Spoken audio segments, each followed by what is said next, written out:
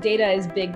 We're very big on data, for example, about combining data and making sure that all data from all places, external, internal, and with our customers can actually work in one place.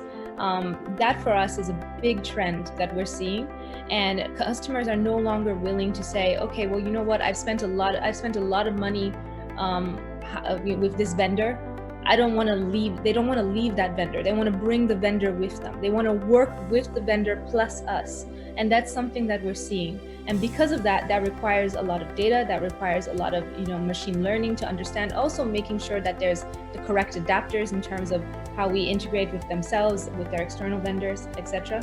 So that not only communication, but that flow of information is becoming something that we see that we have to learn, adjust, and improve.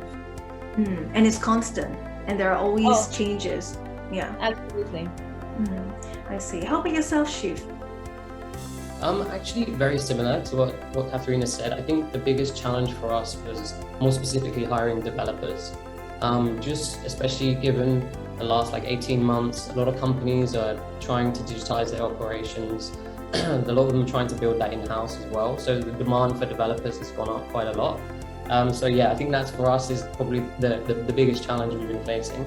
But to answer your second question, that also brings opportunity for us, just because of the pandemic, etc. Like I said, people are trying to digitize their operations. So with that becomes more innovation. And then obviously we're providing the tools for these developers to build out these kind of applications. So it's kind of like, it's a bad thing for us that developer talent's not there, but it's also good because it means there's more innovation in the space, and that's what kind of we want to push as well.